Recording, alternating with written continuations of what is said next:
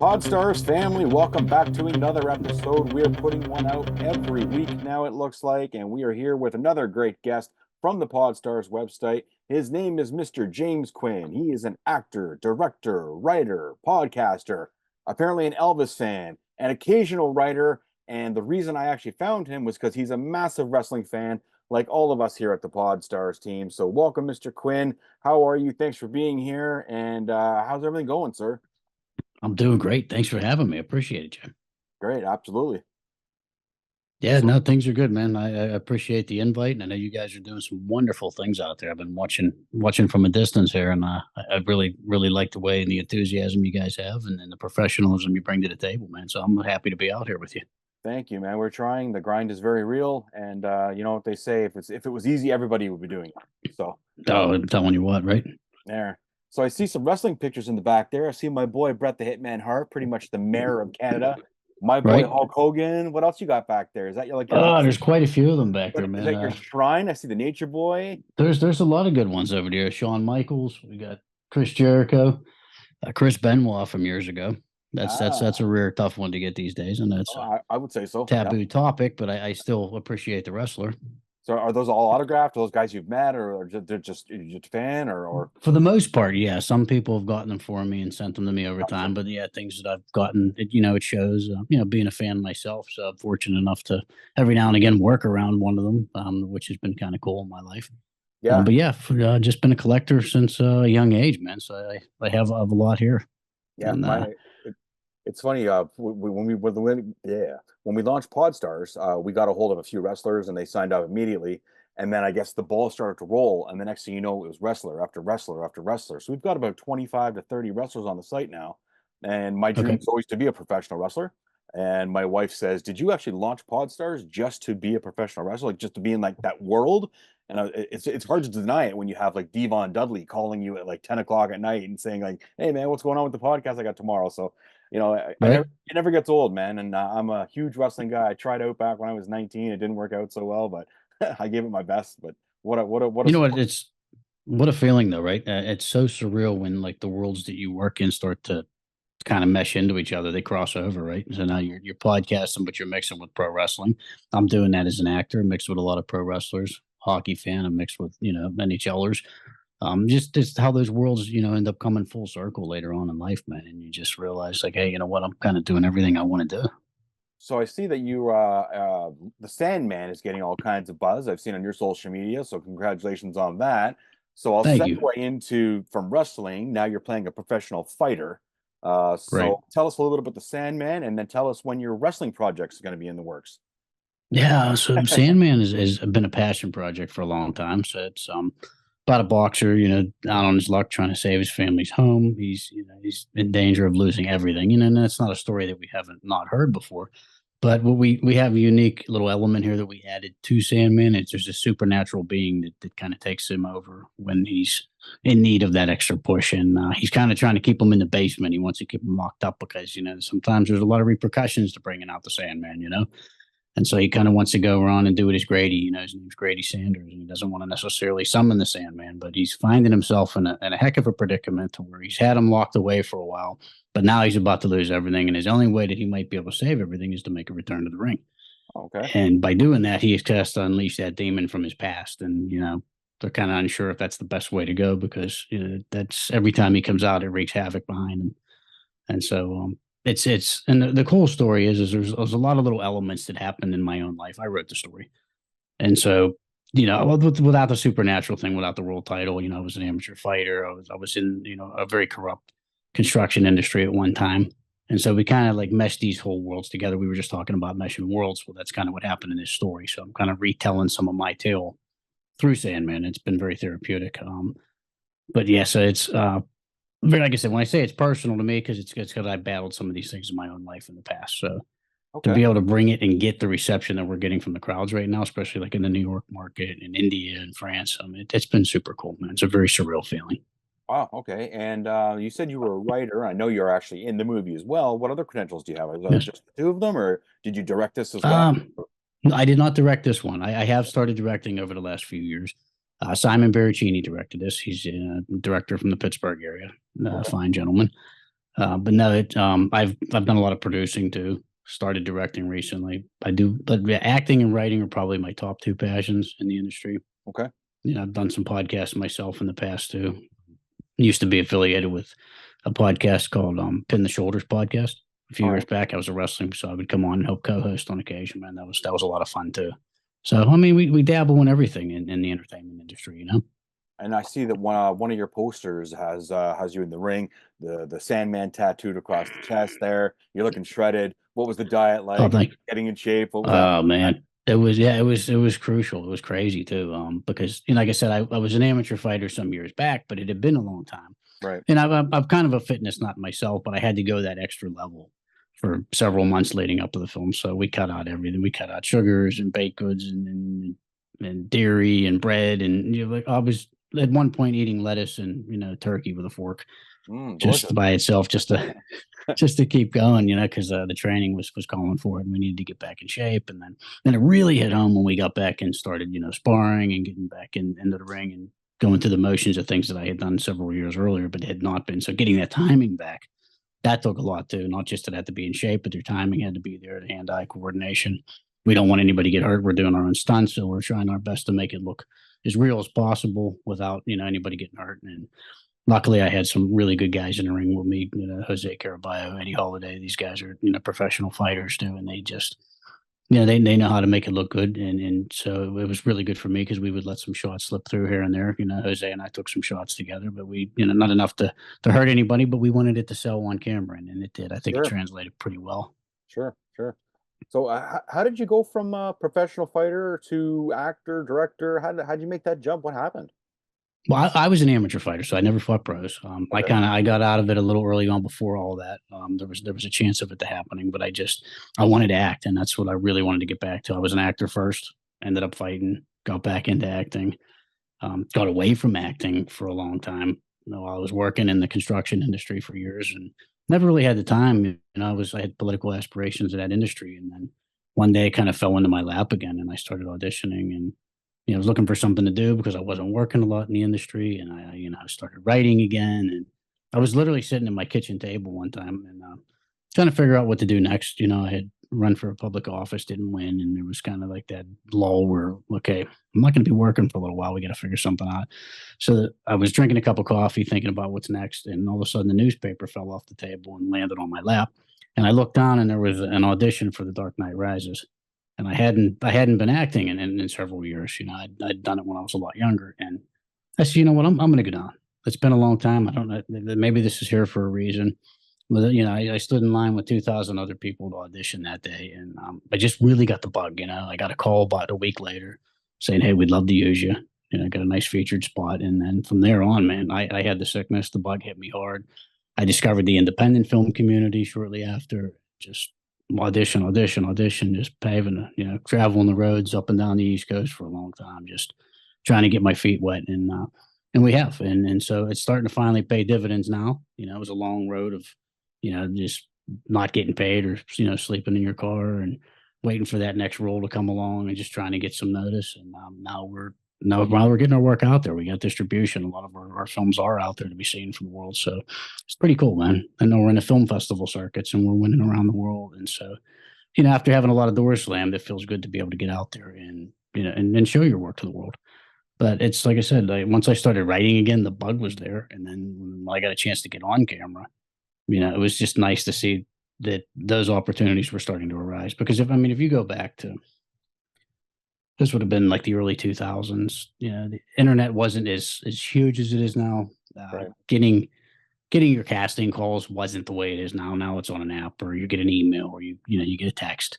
You missed a phone call at your house, in the late 90s, and it wasn't on your answering machine, or you weren't home. You missed a casting call, so you didn't get the part. So now, like, these opportunities are there that weren't there at one time for you. And not only that, like, the playing field's been leveled because you have streaming, and with the festivals, you have social media. So now people that couldn't get their work out there years ago, if you weren't a top Hollywood star, then people weren't taking notice. So now you get that opportunity to put your work out there. You have your work out on Prime Video or Netflix or Hulu or Tubi, or there's so many so many wonderful platforms to get your work out there for people to see, and For sure, for so sure. many awesome film festivals around the world that just weren't there before. And so now, like, you see the rise of the independent. And it's not just for actors, right? It's for comedians and pro wrestlers. And so, and I've gotten to work hand in hand with a lot of independent pro wrestlers that are doing the same thing that I'm doing as an actor. We're just hitting the road and pounding the pavement. Right, So right. Makes sense. So, I've never actually asked this question, but I always wanted to ask someone in your field. Do you guys have this? I don't want to say hatred because that's not the right word. I want to say like, is Netflix and all these different things, are they killing the movie industry? Like as far as going to the theater and enjoying a picture? I mean, I want to use the example of the Kevin Costner film that just came out. I mean, this guy's a fantastic actor. Yellowstone's at the top of like it's crazy hot. He puts in his right, passion project. He puts his own money into this. It gets a huge they're promoting it. It's going crazy, and it absolutely right. tanks. And now, and he's saying it's because no one's going to the movie theaters and stuff like that. So, are you kind of in that vein? Do you see that, or do you think it's going to go back? Yeah, I mean, unfortunately, I think that's the direction it's headed. People don't like to really leave their home anymore. Right. You see more and more people working from home, and they're watching their movies from home, and they're streaming, and it's getting a lot better price than it was at the movie. But you're losing the experience. I think he's right though. It is. It's the way the industry's changing to where everything's just coming out right away. Now you can stream it. You don't have to run out to the theater, and I think it has hurt Hollywood to a big degree. Um, a guy like myself, I've been in Hollywood projects, but I've cut my teeth and made my name on the independent scene, and so it's helped us to help to get me more established and get me out there. So there's pros and cons to it. I think for the independent star, it's helped immensely. I think it's hurt the rising Hollywood star that maybe not so many people are getting out to see like they once would have. But Right. it really what bothers me is it takes away from the experience. I still like taking the family out to the movies and going and seeing what's new and watching all the coming attractions. I miss that. So I try to do that a few times a year still myself. Yeah, unless you have like an amazing system in your house where it like pounds, like there are some experiences you're going to see in the movie theater, like a Star Wars or Lord of Right. the Rings or something like that, that you're not going to encapsulate that amazing environment that you would have in the theater. My beef with the theater is the $35 for the popcorn and the drink that costs about 6 cents to make. But anyways, that's Yes. here And nor then that's there. the biggest thing. And the prices have gone to the roof. So it's chasing people away. Yeah, I would say so too. But I did like the Costner. So he made three of those movies, The Horizon, and he was releasing Okay. them I want to say every 6 months, something along those lines. And he said like Right. because he wanted to keep people. Same thing with binging a TV series. You forget it if you don't keep watching it or sort of thing. Like Lord of the Rings Correct. came out like every 3 years, I think they put another one out, or every 2 years. Right. Yeah. He went every 6 months. The first one tanked. Now he doesn't know what he's going to do with the second one. I don't know if Right. you've seen the first one. I've seen three-quarters of it, and it's a beautiful film. So No, I'm I need to. I definitely want to. beautiful film, and you could see why it was a passion project for him as well. Right. So I'm Right. hoping the theater experience doesn't die as well. But at the same time, I have noticed like since COVID hit, the theater just it's just not packed anymore. Maybe the first Everything's different. yeah, I mean, I went and saw Deadpool last week, and it was sold out for the first couple of days, and then after that, it was just a Right. regular theater. But that And made that's him the thing. You get $12. 3 days, right? And then next thing you know, here it's in your living room. You can watch it. You can pay $4 for it on Prime or $10, whatever they're charging now. Yeah, Um, it takes away from but the whole world. You made a great point there. The whole world has changed, especially the entertainment industry too. I mean, it's changed for me immensely just in the last 4 years because now as an actor, like we live. I'm the type of actor that lives for going into the casting agency and then doing my auditions in person. Well, 90%, maybe 95% of what we do now is all self tape auditions. Pros and cons to it. You get a little more time, and you can do it at home, but you got to be your own filmmaker. You got to set your own lighting. You got to make sure everything's perfect. You can't just prepare for the role now, which makes you become a better actor and a better, filmmaker.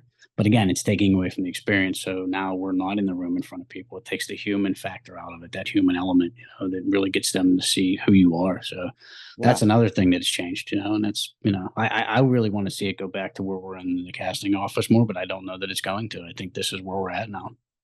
yeah. I mean, I have zero idea of what you do or how it's done, but I would assume that seeing someone in person, cutting the lines right in front of you, the mannerisms, I would figure that would be a Right. better way to hire somebody than just see him on a videotape or a CD or whatever, how it's done, or an email now or whatever it is. And I don't Sure. know. It makes sense to me, but yeah, so I agree with you. Not that my opinion means anything, but I agree with you there. No, it means a lot, man. It takes that human element around because when you go into a casting agency, not just an actor. I mean, I'm sure anybody else would tell you that. Comedian, a wrestler, you're auditioning for something new. You want to be able to kind of, for lack of a better term, work the room. You want to be able to make eye contact with people, shake hands with people, let them know who you are as a person and as an actor. And I Right. don't know that it always translates very well, on film when you're shooting a video on a camera or a cell phone. They're only getting a certain piece of you. They're not getting the human element to you too. So, Yeah. No, there's for it's sure. a 50-50. Yeah. So you mentioned politics. So you said that you had an unsuccessful foray into that environment. You're going to get that bug back, do you think? You're going to dip your toe back in those waters, or is that over? I mean, I've learned to never say never, right? Um, Fair enough. I did it when I had aspirations, in the industry that I was in. I think my thought process has changed immensely since then. It's been 13, 14 years. So now I have a different mindset and I have a different vision and different aspirations now, as an actor and filmmaker. And I don't know that the time would be allotted for that. Right. And I try to stay out of politics because, and especially on social media, because Oh, don't all do this that. does is cause it just incites a fury of fight. You know what I Oh, mean? And then next thing you know, somebody you've known your whole life isn't talking to you. So I don't even discuss them ever because you lose a lot of good friends and family over political things. So I'm sure. in a place in my life now where I just want a little bit more peace, and whether I agree with them or not, I'm just going to kind of do my thing and then keep having fun in life. Yeah, I mean, if you ever have an hour to kill and you just want to make yourself laugh, go on Twitter and just look at the political stuff and watch people oh my Yeah, God, the venom, the venom is I just, do. oh my Yeah, Lord. you Yeah, don't have so to even look for it, Jay. I run into it all the time. You might be checking I might be checking a sports update for the Pittsburgh Penguins or something. I'm a diehard hockey fan, and the next thing I know, it's nothing but politics and celebrities are fighting with athletes because oh, their views are different on politics, and I'm like, oh, here we go, and well, I it's just mean, days of it. you guys are going through a bit of a turmoil with your president, and we're having a bit of a situation over here with our prime minister. Right. It's funny if you read the comments on something like say like the Blue Jays, Blue Jays lose 7 in a row, and then you look at the comments, you'll see somebody down there who says this is Trudeau's Canada, and I'll be like, what the hell? I don't understand how that works out, but Right. okay, Like, sure. and it wasn't even the point you were making, right? Yeah, And you it's just just like, hilarious. yeah, everything gets blown out of proportion. And so you have to ask yourself, is it worth it? Yeah, I stay silent, my friend. I stay silent. I want nothing to do with Hmm. this. But like I said, if I've got an hour to kill, if I'm on a bus or something like that, man, it's a good way to kill Hey, some if you need time a and good make people laugh. smile. Exactly, exactly. Yeah. So, where you never mentioned, so how long is this? When was the Sandman released? Where can people find it? Where's the situation with that? So not released quite yet. We Oh, are okay. still in the final months of our film festival race. We got a lot happening in LA, New York, and India, where we've had a wonderful response from India. Okay. So there's a lot more festivals, and we're just trying to get through there to kind of find out where it's going to end up next. We're in a lot of talks behind the scenes about filming the next variation of it and how that's going to take place because of the reaction that we're getting now over the past 6 to 8 months, 9 months. So now we kind of see now we have bigger aspirations than we had before, only for the fact that now it's become real and now it's getting the response that we had hoped it would get a couple years earlier when we were creating it. Okay. And so, yeah, so I hope to be able to tell you in the coming months, where what's going to be next for it because we're excited, man. It looks like the sky's the limit at the moment. So knock on wood. Cool, man. Cool. Very nice. Very nice. So let's go back to the Batman, for instance. You said that you Sure. took yourself out for a while. You had a big gap, and the next thing you know, you're in Yes. Batman. What's that like to be working on a set like that? I mean, that has to be a dream come true, Oh, right? huge, man. It's such a massive set with a massive budget, top tier talent, and then just if you're a Batman fan, which I've always been, still my favorite superhero, to find yourself in Gotham City for even just a couple of days, even though Yeah. it's my hometown of Pittsburgh, Pennsylvania, but just to see like Oakland and the city of Pittsburgh just get transcended into Gotham, man, and it looked amazing. Like it was fake snow in the middle of summer. It was 93 degrees, and they had us wearing heavy clothes, and everybody's sweating to death for fight scenes and for the prison break and everything. And so it was pretty wild, man. But you just look around and say, I'm in Gotham City. Here comes Tom Hardy and Anne Hathaway and Christian Bale are all there, Michael Caine. It becomes very real, and you actually think for a minute, I'm in Gotham City. Did you And then Sorry, go ahead. Sorry. No, Didn't mean no, to no. Please go ahead. Yeah. just because when you said that, I was like, were you a part in any way of the iconic stadium scene? Were you I there no, I for it? was not. I Oh, was more in like around the prison break and all the fights that took place in front of in front of Gotham Towers and all that.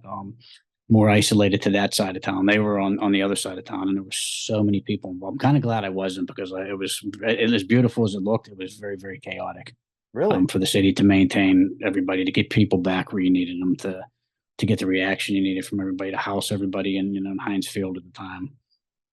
Yeah, from what I heard, it was a lot to endure to be able to make that happen. Long shoot. But it turned out great. A lot of Pittsburgh Steelers were involved. I remember seeing Heinz Ward running across the field right before the floor dropped out. So it was pretty cool. But no, I didn't get to partake in that one. Oh, that's it.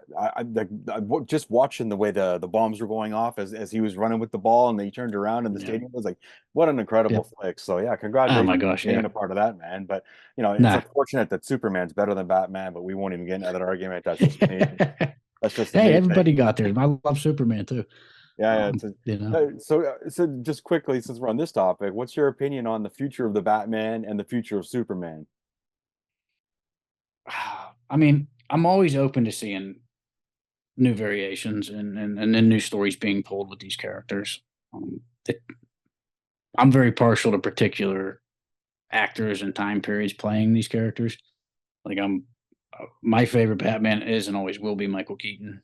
Yeah. I just love the rendition because I saw with him like him playing Batman and him playing Bruce Wayne. I saw a very significant difference in both characters. I think he was one of the best to portray both characters, whereas some I thought were a great Batman or some were a better Bruce Wayne, but I didn't see both in them. Yeah, no, for sure. Um, That's the way I feel with Ben and Affleck. Ben Affleck, I thought was a fantastic Bruce Wayne. I did not like it. right, yeah, right, exactly, man. And I could probably say the same about Val Kilmer.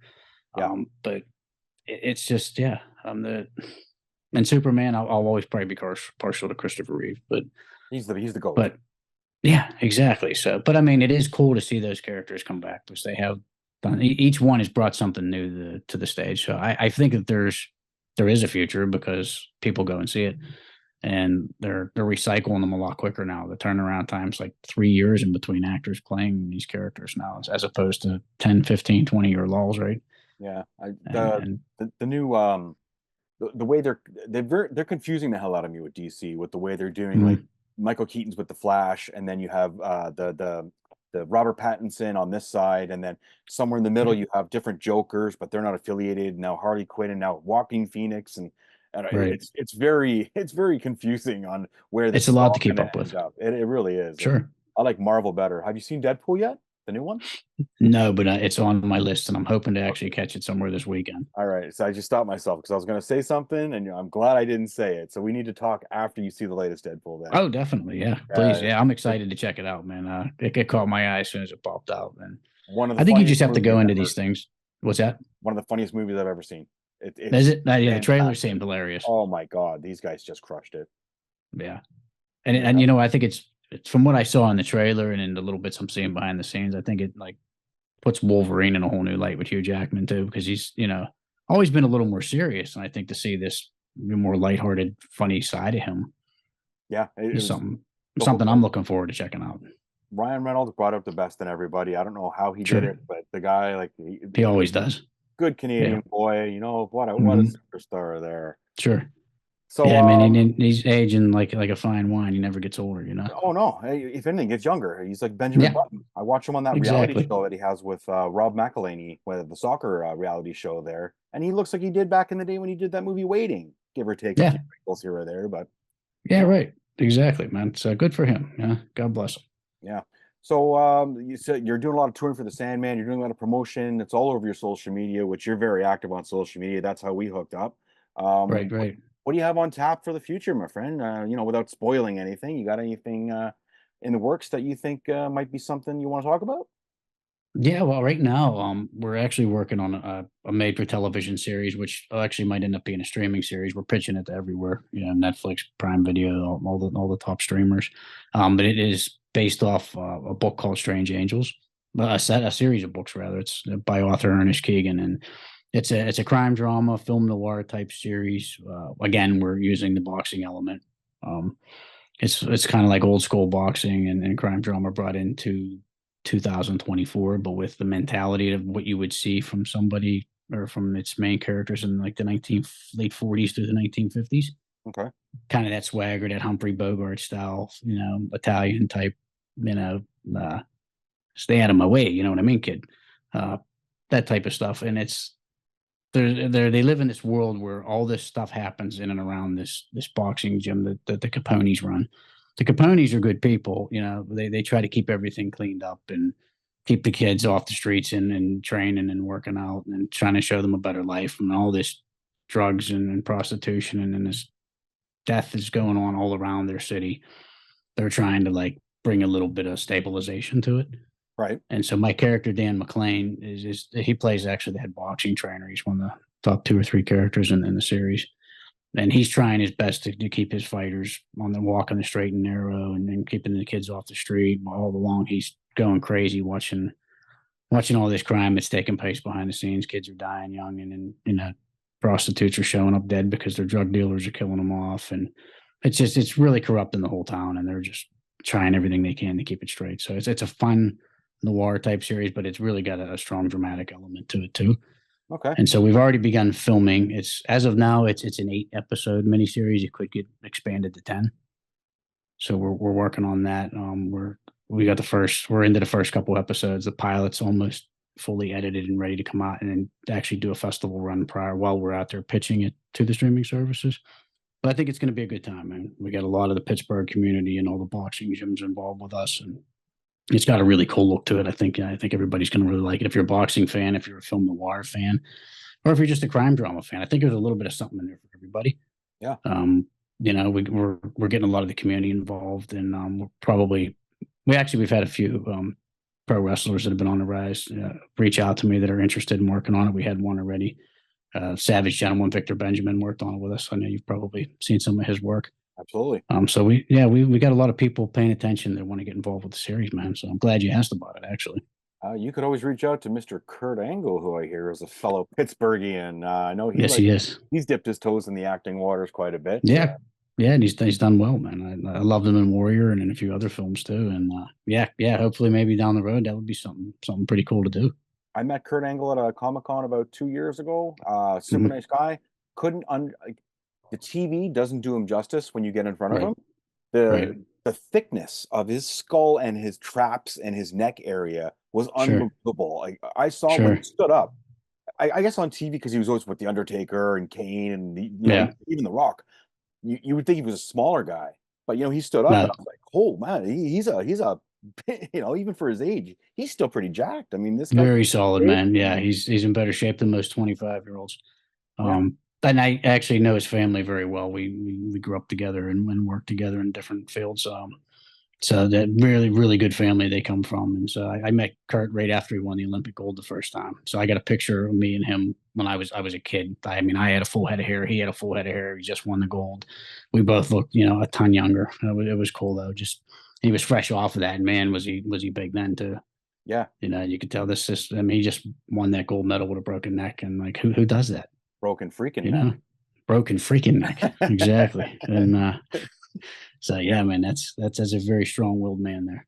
That's a small world too. You get Kurt Angle, then you get his brother-in-law John Bernthal. Who knows, man? And all of a sudden the stars are coming out, and exactly, man. I'm sure you could find a part for the Punisher in your new series. Oh, absolutely. Yeah. I would love that. Hopefully he would want to come with us. We'd be honored. There you go. Yeah. So here's a boxing question for you, just your quick opinion here. Obviously, because you used to box, obviously you used to be a fight fan. You probably watched the Tyson pay-per-views just like everyone else. Even after Tyson, all 30 seconds of them. Yeah.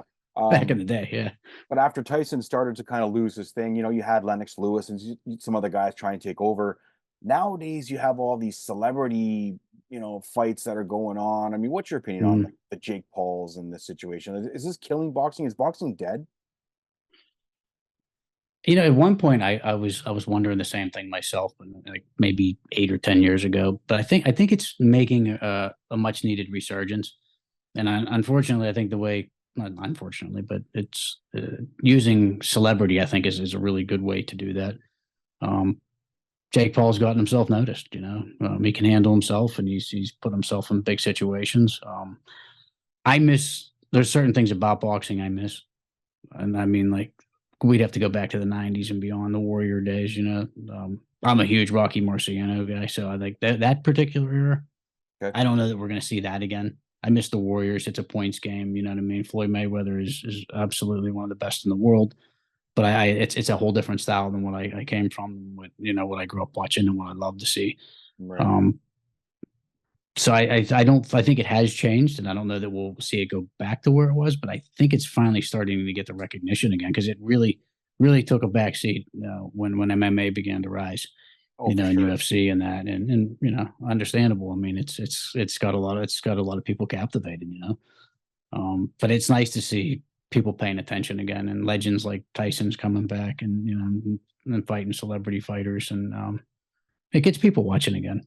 Yeah, but do you want to see a guy like Tyson have his reputation? Like, this is how he's going to go out on a sword, is by getting beat up by a Disney kid? I mean, I know Jake Paul's a tough guy. Like, he could kick the hell out of me, and I'm not saying otherwise. But sure, if I'm Mike Tyson, I mean, his legend, he's godlike in that industry. right? And this will be his last fight, I would assume, if he makes it to the fight. Because I'd imagine, right? He's had some medical issues, and that's why the last fight was called off. Right.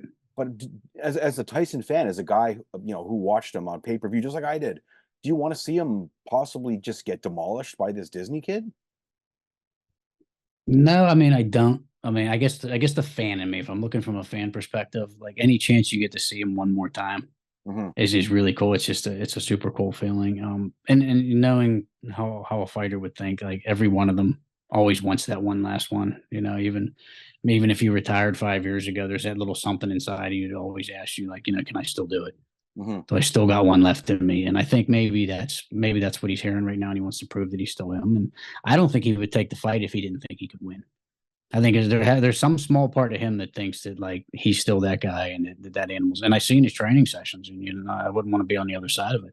Oh no, still looks like he's still a very, very, very vicious, tough individual, man. And, it's hard to say which way that's going to go. I mean, because Jake's in really good shape too, man, and he's made a name for a reason. I watched the Tyson Roy Jones fight, and same thing. I watched the training sessions, and I thought Tyson had a chance, and that fight was horrible for both people, right? So that's more or less what I'm like. Tyson, I think he's turning 64, 65, somewhere in that ballpark, and Jake Paul's in his 30s, I want to say. I mean, somewhere in. It's just, it doesn't even sound like it should be sanctioned. Like, it's just incredible to say, I got 35 years. Tyson's got health issues. Jake Paul's, I don't know how he transformed his body so quickly, because, man, like, before he started fighting, he was skin and bones, and now he's thick. He's a thick boy. Right. Yeah. Oh yeah. I guess we have to go into it with our expectations lowered. Don't hold it to the standard that we're used to seeing. A Tyson fight from the '90s, but I still think he's going to bring a little something that people weren't expecting. And hopefully Jake. I'm sure Jake already knows not to take him light. He's going to be ready, and he's going to be serious for this, because Mike. He knows that Mike's coming out there and he wants to win. Yeah. So do you watch the? I want to see it. What's it? I have. I've seen the last. Well, I've seen maybe 2 of the last 4. And when you watch him, I've caught a lot of highlights. Do you think he has skill? Do you think when you watch him, do you think he's a bona fide fighter? I do. I think he has. I think he has boxing skill. Okay. I think he can.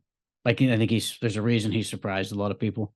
Because he can talk, and he can do a lot of different things that people want to necessarily think that maybe he's not a fighter, that he's just a YouTube guy, but and he has it in him. Him and his brother, they have a fighting background, and they take their fights very serious, and they train hard, and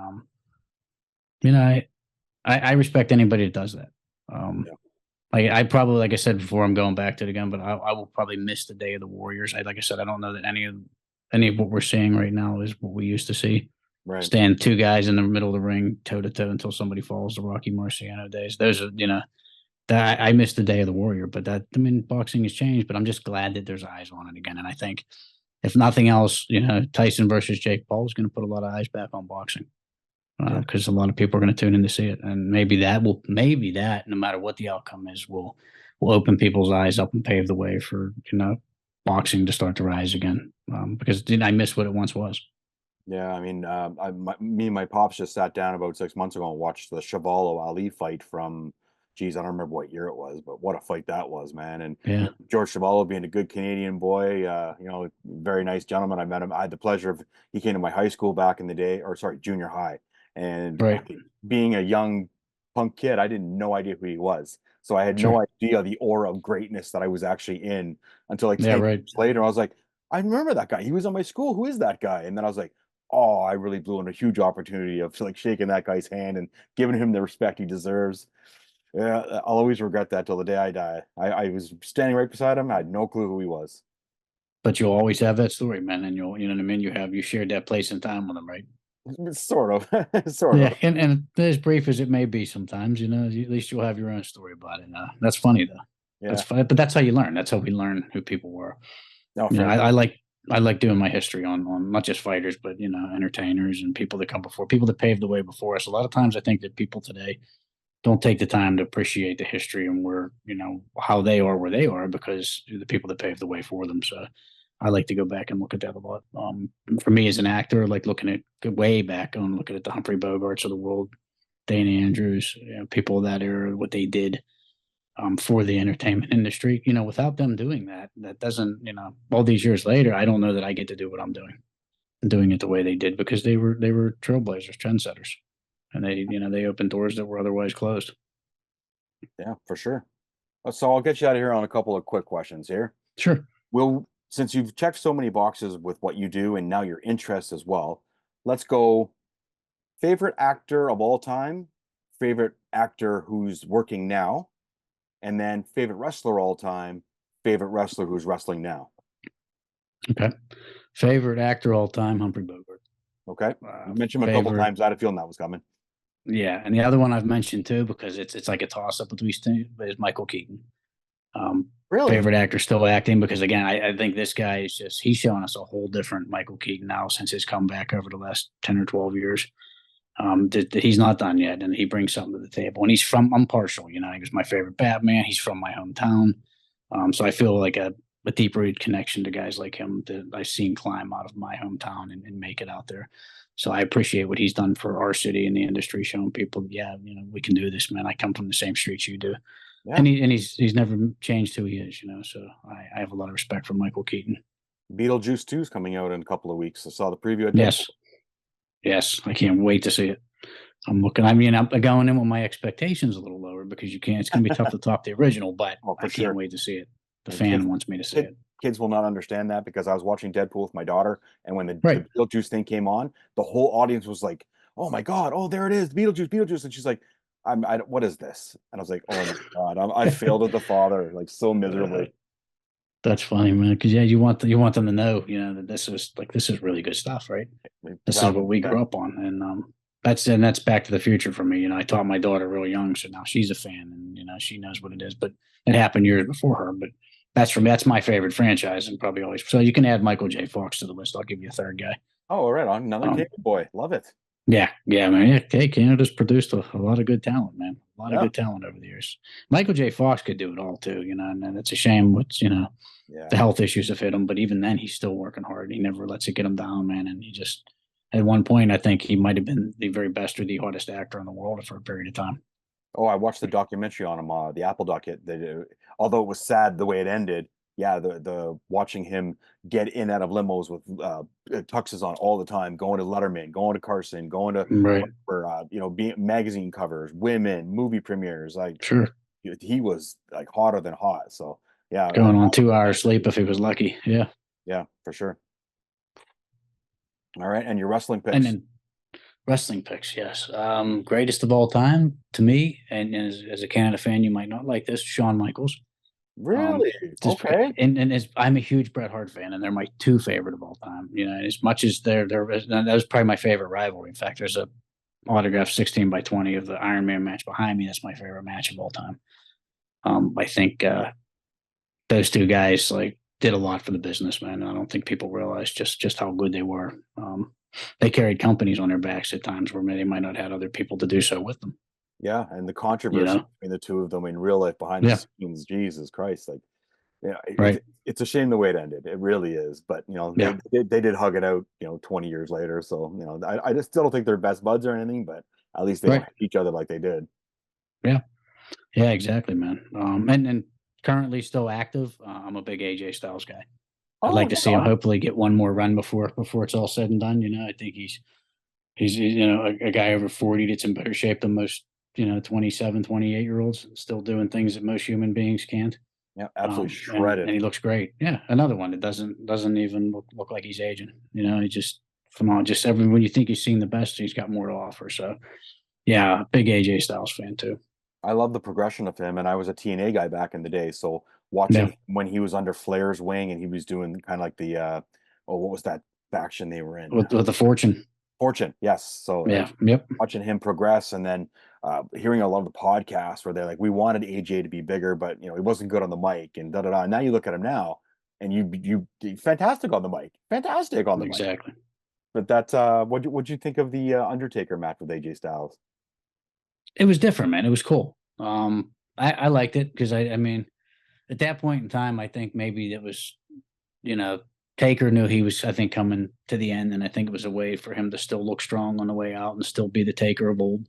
And AJ's down with whatever. You know what I mean? You can do whatever with him, and he sold left and right, man. And I think they complemented each other really well. I didn't know what to expect going into it, but I think they pulled it off, man. I think it was funny. You know what I mean? At times, some of the stuff that was going on, but it was vintage Taker, and then it was AJ in a whole different light for people that didn't think he could really tell a story sometimes, and I think he proved them wrong.